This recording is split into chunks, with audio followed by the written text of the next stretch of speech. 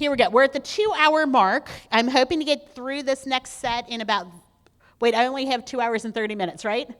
Okay, so here we go. Let's get through this next set. So we're preparing your testimony. Basically, when you're going up to the State House, you want to move people into a shared vision. You can't do much with apathy. If people are like, I don't care one way or the other about who gets custody, this is so beneath me, why are you wasting my time? You can't do anything with that. Thankfully, I can't think of a single legislator I've ever met in my entire life who is like completely apathetic to the plight of kids, right? You might get non-compliance. Those are the people that are going to be saying, oh, the law is just fine the way it is. It protects mothers, and that's what's most important. Compliance will be the people who generally agree with you. Enrollment means that they are getting more involved in your cause. And then commitment is the ones that are going to be absolutely voting for you. And then the shared vision are the ones that are going to be sponsoring the legislation and speaking on it from the House floor. You want to move people. I can work with noncompliance. I can work with somebody's intuition of somebody who's noncompliant, show them why their intuition, what their reasons for being against my issue is, or actually reasons to be on my issue, and I can slowly over time turn them to share my vision. Or I work on getting the non-compliant people out of office, right?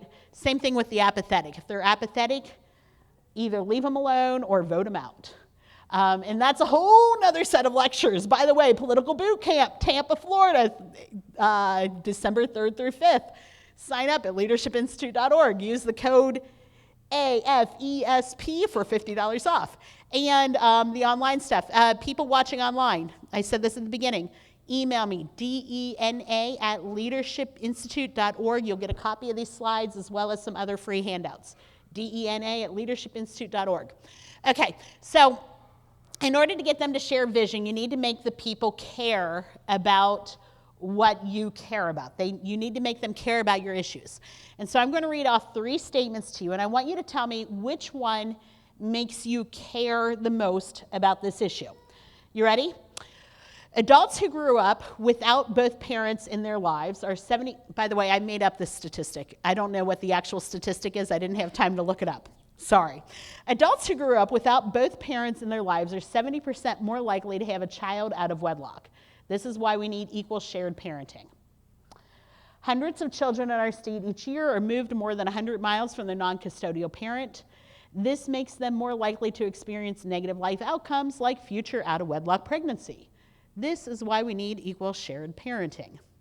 Or, I love my daughter Sarah, and my career allowed me to be a custodial parent, but 15 years ago, the judge was a traditionalist and gave full custody to her mom.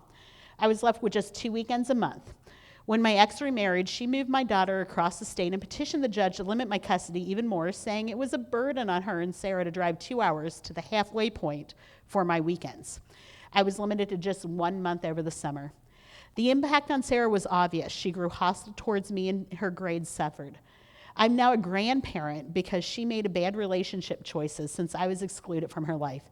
She's a single mother with a GED and without a full-time job. The baby's father's not in the picture and is not even giving child support. Equal shared parenting would have forced the judge to allow me to stay active in Sarah's life. Children like Sarah are why we need equal shared parenting. Okay, crowd, which one's the best? Says the last one. Thank God you guys are normal people. Thank you. Yes, statistics. The problem with statistics and only giving statistics is that analytical thinking diminishes emotional response. Statistics aren't caring and you can't empathize with the statistics. No offense against the lawyers, but I was not having an emotional response to your presentation, okay? You guys did lovely. It wasn't emotional. The general testimony, the one where I just said, this happens to hundreds of children each year, it's not personal. And the problem is so big, how do I even begin to tackle it? So why should I start?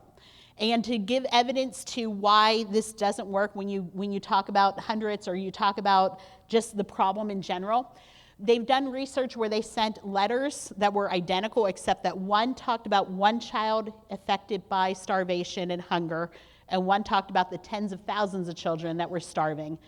The money of the story of one child raised way more money than the story of the tens of thousands of children.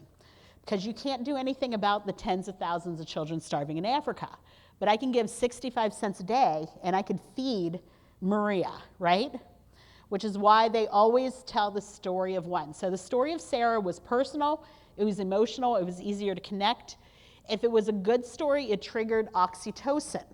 Oxytocin is the chemical in your brain that's for bonding. You release it, we'll call it on your marriage night, which is why you don't want to have too many marriage nights with too many people, especially when you're not married. You also release it during labor and delivery.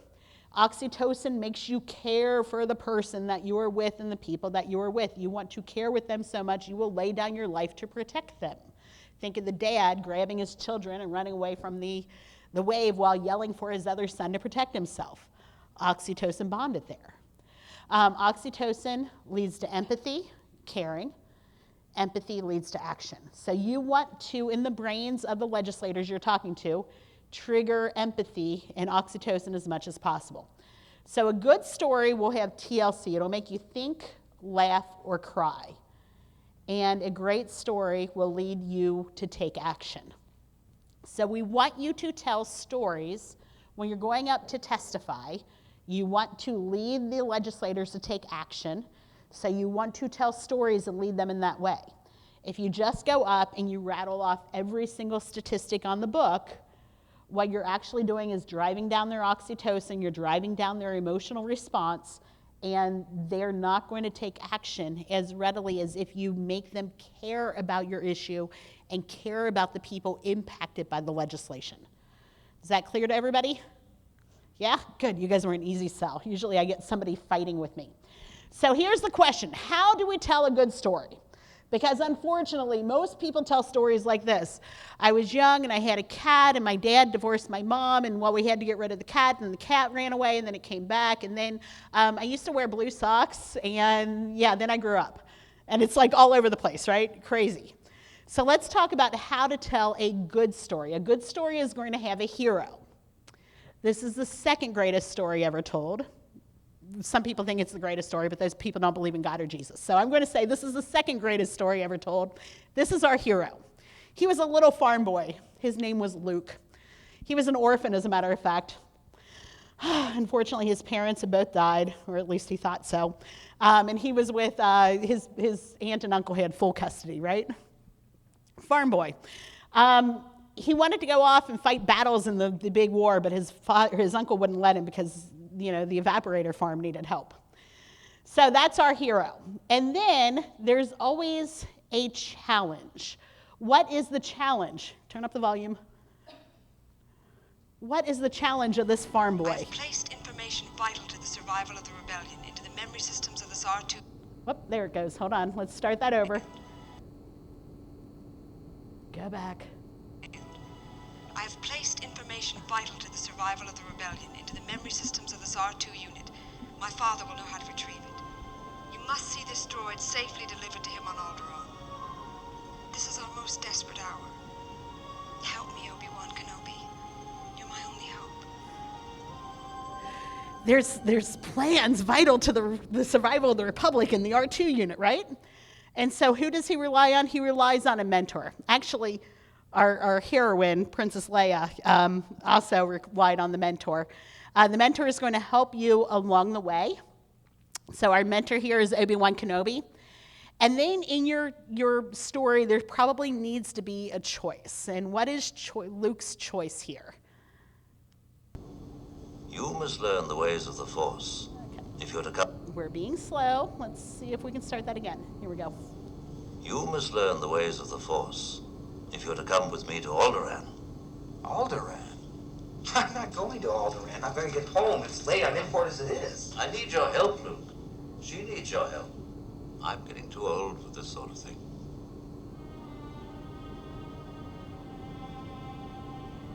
I can't get involved. I've got work to do. It's not that I like the Empire. I hate it, but there's nothing I can do about it right now. Okay, just for a moment, think about every time you've told one of your members that they need to go up to the State House with you, and what do they say? I can't be involved. It's not that, I've got work to do. It's not that I like the current system, I hate it. But what can I possibly do about it? Even in a galaxy a long time ago, far, far away, even then the volunteers had the same issues that you guys have talking to your members, right? So he has to make a choice. Does he get involved or does he not get involved? By the way, spoiler alert, he got involved, they got the plans to Alderaan, kind of, sort of, and they blew up the space system. Yay! Okay? So they're right there. I just told you the story of Star Wars, the second greatest story ever told, in just a few moments. You could tell your stories need to be narrowed down and centered down so that they can go in about 2 minutes' time or less, because when you're testifying, you only have 2 minutes, sometimes less. So again, hero, challenge, mentor, choice, outcome, and then you're going to make an ask. Okay, sorry, I saw you dabbing your eye. I thought, oh my gosh, my story was so moving, she's crying. Your story may be, we were happily married, and then one day it just all fell apart. The economy crashed, I lost my job, it all fell apart, she divorced me. We needed to decide what to do with our kids, and unfortunately, there was nobody like AFE, the Americans for Equal Shared Parenting, to help me out. And my lawyer wasn't very good, and so I lost custody. And not only that, I was left out of my child's life. So the choice was, she decided to move across the state, she decided to move across the country, we decided whatever. Or maybe the choice is, I decided I was going to move heaven and earth to stay involved in my kids' lives. So I moved across the state when she did. I went and found another job. Every time she moved, I moved too, because I had to make those sacrifices, because I didn't have custody. And yet, even through all that, I continued paying what the judge thought was my share of the child support. Look at all the sacrifices I've made. The outcome is, because I stayed involved in my kids' lives, they're actually better off because of it. Or the outcome is, because she moved and I couldn't go with them, the kids suffered because of it. And then the ask is, how would you feel if you were me? What would you do different if you were me? Or the ask is, this is why we need you to vote on this issue. We need you to vote yes, we need you to vote no. I like the how would you feel if you were me because of this study. I told you I'm a scientist, so I like the studies, even though I just told you don't use statistics all the time. But they did a study. They've actually done it a couple times now, because the first time they found out that the first time they did the study, the researchers faked the information and lied about their results. And when they were doing the study a second time, they found out that even though they lied about the results were true. When voters were asked, they sent a bunch of people door to door to talk about a social issue. And they knew that everybody was on the right side of the social issue. And then they knocked on the door, told their story, and then said, how would you feel if you were me? Or what would you do different if you were me? And they were able to move people from the right side of the issue to the left side of the issue. And that change lasted not just for the day or the hour or the week or the month. It lasted 36 months and counting. So I want you to be able to tell a good story about how your family fell apart, or how you were able to keep your family together because of whatever it is. And then how would you feel if you were me? What would you do different if you were me? And put the legislator, ask them to put themselves in your shoes, because that is going to move them more towards your side of the issue than it is if you just tell the story. Or at the end, you ask them, what would you do different if you were me? I'll tell you what you're going to do different. You're going to vote yes on this piece of legislation because it's going to solve the problem that I experienced. And get them to think about the issue in a different way. Does that make sense? So I want you to think about putting that ask at the end of your story. Telling a good story in 2 minutes. Hero, challenge, mentor. There's not always a mentor. Choice, outcome, and then ask. I want you to think about, especially when you're organizing testimonies in a series of testimonies, what is the one thing your listener must walk away with? So if I'm going to set up a legislative hearing on this issue, and I know that they are going to take a total of 20 minutes of testimony, 10 minutes against, 10 minutes for. I've got 3 people who are going to get to speak. That means ahead of time, I'm going to appoint this person, and this person to speak. And I'm going to work with them to say, you need to cover this one point. You need to cover this one point. You need to cover this one point. Because you've already done your Leesburg grid here, and you know the 3 points you need to make. Positive life outcomes is one of them. Putting the emphasis on the kids is another one. And keeping both parents involved is the third. So your story is going to be about keeping both parents involved. Your story is going to be putting the emphasis on the kids, and his story is going to be about the positive life outcomes. It builds and crescendos to the point that we want to make. Each of you has 3 minutes. 3 plus 3 plus 3 is 9. Trust me, somebody's going to go over. It's going to be 10 minutes. Because the last thing, most important thing is we don't want the person with the story about positive life outcomes getting cut off at the 30-second mark. You're like, but I have a great story about positive life outcomes. Negative life outcomes. So make sure your people practice, they stay on time, and they only hit their one part. He doesn't have to tell everything there is to know about, what was his point? Both parents being involved and positive life outcomes. Why? Because he's going to cover positive life outcomes. So work with your people to lay it out ahead of time and make sure that they are tight on their timing so that then one person can come up for 1 minute and do cleanup. This is why, here's the statistic we need you to know, and that's why we want you to vote yes on this issue. Here's the statistic you need to know, and here's why we want you to vote no on that issue.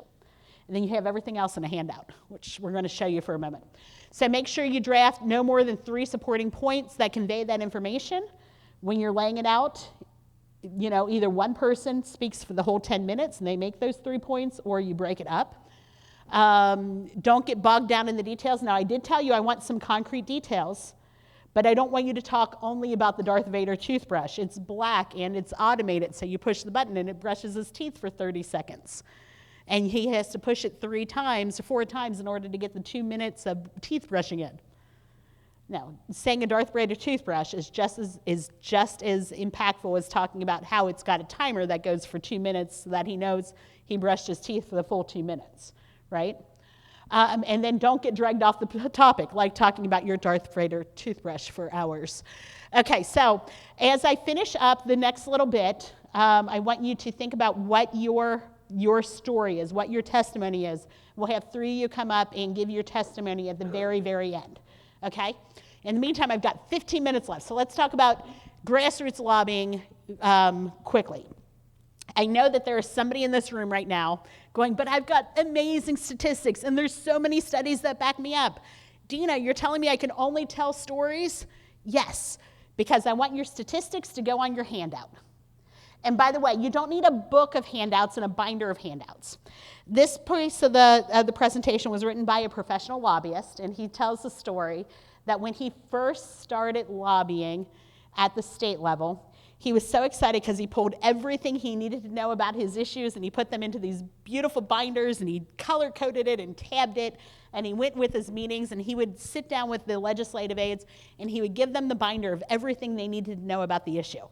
And he looked over on the bookcase and there was a whole bunch of binders lined up, and he was like, my stuff is going to join those binders on that bookcase and they're going to be able to reference everything they need to know for the next 4 years. Isn't this great? Well, then he came back 6 months later, and his binder was on the bottom of a stack that was on the floor, and the stack was about 1 foot high of binders. It went onto the floor the moment he left the office, and got binder after binder after binder stacked on top of it. They never pulled it out. They never looked at it. He spent weeks pulling together. He had his interns pull together all this stuff, and nobody ever looked at it. This is why campaigns, political campaigns, what do? They send you a postcard, right?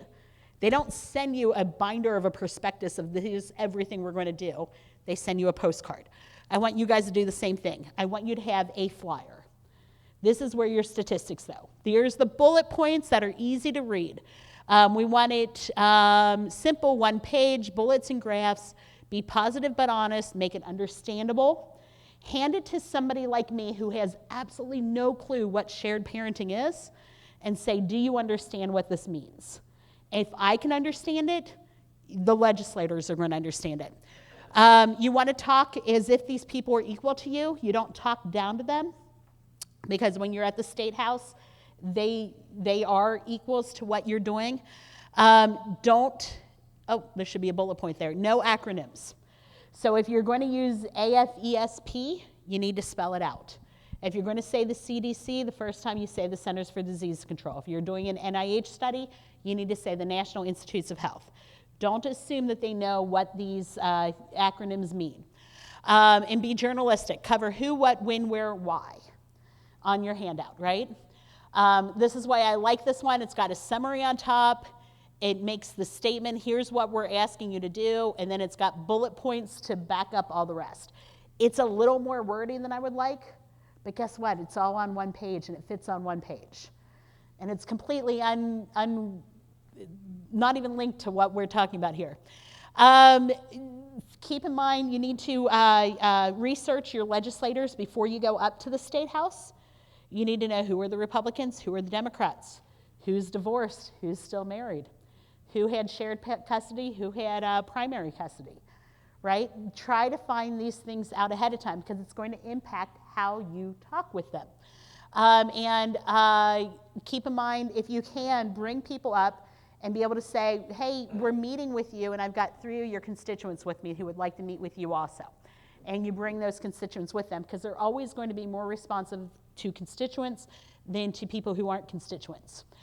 Make sure you take plenty of pictures as you come up with your groups. So this is an example. This is a fairly decent picture, although they're clearly not quite ready for the picture because this woman's not standing in line yet. Please, please, please, as you're taking group shots, don't let people do the sorority squat. We are adults. We are not sorority sisters anymore, so this is a terrible look. This group was lobbying T-shirt wearing guy, T-shirt wearing guy, T-shirt wearing girl, 2 people holding up T-shirts who are both in professional dress. Make sure that we're all dressing appropriately, and I'm going to talk about that in just a moment. Keep in mind, as you're going up, there's 1 chef, many assistants. So you need 1 person who's going to be in charge of setting up the meetings, deciding what our talking points are and what our talking points are for each of the legislators. That's probably you guys who are in this room since you're the leaders of your state organizations. And you can always turn to Mark for help with that because I know this is what he does on a day-to-day basis. You're going to do message briefings, team building, debriefs. At the end of the day, you're going to get together, debrief, and ask everybody, how did your meetings go? Who had interactions with whom? What was said? And celebrate those little victories. When I was a lobbyist on trade issues, so I was the conservative Republican lobbyist, and I had a conservative Republican team lobbying with me. At night, we would go far away from Capitol Hill and have dinner with the Teamsters, the liberals, and we would compare notes. And it was so funny because I would finish up my meeting, and I would be walking out, and there's the Teamsters sitting there, and we would just walk past them as if we didn't know them. Because maybe they were, like, I went with Nancy Pelosi's office on trade issues. And she was 100% against us because, after all, we were the Republican Tea Party groups, right? And the Teamsters went in and talked to her about trade issues. Exact same stuff, just approach it from a slightly different way because, obviously, we're the Tea Party Republicans and they were the Teamsters. They got a different response from that office than we did, which is why you get together with all of your groups at the end of the day and say, what response did you have? What response did you have? So maybe you got a group of moms that's lobbying together and a group of dads that's lobbying together, and maybe you don't even admit that you know each other. I don't know. Maybe you do. It all depends. But the point was, as our teams went through, we purposefully kept our liberal teams from our conservative teams, so that, and we didn't meet together with groups so that they can, because the liberal offices would speak differently to the liberals than they would to the conservatives and vice versa. Does that make sense? Excellent. That was fun stuff. Make sure you've got everything prepared, your collateral materials.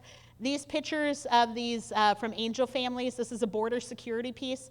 So somebody went through and collected all of the pictures and made sure that they were printed in the exact same fashion so that they all ended up being basically the same size. His is a little more, he probably brought his, but somebody else printed all of these so that they would be pretty much the same. And that's what you want, because you want the visuals that come out of your meeting to be the same. So if you are going to have the dads who have been alienated from their kids hold up pictures like during the meeting of their kids, you're going to collect 8 by 10s, or you're going to collect the digital prints And you're going to print the 8x10s and then put them on the poster board so that they can't be just rolled or stuffed into pockets or folded in the middle of the day. They actually have to be carried respectfully so that they can just sit there with them on their lap. Because even if only one person is sharing their story during a meeting, let's say your meeting's 15 minutes. That's basically all you get. And actually, if you've got 15 minutes with a legislator or a legislative aide, plan for a 10-minute meeting. Because that way you could ask at the end of 10 minutes, do you have any questions? There's 5 minutes to do any follow-up. If you use all 15 minutes talking, and then you look at the end of 15 minutes, you say, any questions? And she's like, well, I would have had questions, but I've got another appointment waiting for me. So I want you, like a 15-minute meeting, you plan 10 minutes, you leave the last 5 minutes for questions. If they invite you to stay longer, fantastic. Then more people can share their stories. If they don't invite you to stay longer, you thank them for their time and you leave. And you leave on time because these people are very, very busy and you're respectful of their time. Does that make sense? And so that's why you might have each one of the dads or each one of the moms hold up pictures of their kids, even while only one of them is speaking. And then as the leader, you say, you know, we're here to talk to you about this issue. I want to introduce Jeff. Jeff's going to share his story. Jeff shares his 3-minute story. And then you say, okay, and here's why this is important. And everybody else has got a similar story to Jeff's. That's why they're holding up pictures of their kids. See the impact that makes? Not everybody has to share their story. Now, me as the legislator might go, well, tell me about your story. Tell me about your story, if I've got the time, if I've got the movement. And that's a very good sign when they do that to you. Also make sure everybody brings their digital devices because you need to be able to communicate throughout the day when we're meeting, where we're meeting, are there any changes to meetings. I was once on Capitol Hill as a young lobbyist, and we had teenagers up there with us, and the chaperone, God, this gives me heartburn. The chaperone decided we didn't need to meet with the legislator, the member of Congress, because her member of Congress was having a photo op, and we're going to go join that photo op instead of meet with the meeting we had appointed. They didn't call me. So I show up, and I'm like, I've got teenagers coming any moment now. Any moment now. Okay, let's do our meeting. And I did the meeting without them because I didn't know what happened or where they went. And they showed up as I was walking out, and they were like, well, can't we go in? I'm like, no, you missed your opportunity. If you guys would have told me you wanted to do that instead of this, I could have changed the time, right, and asked for a new time. Anyway, so make sure everybody brings their digital devices and has a list of phone numbers of people to contact so that you can change on the fly.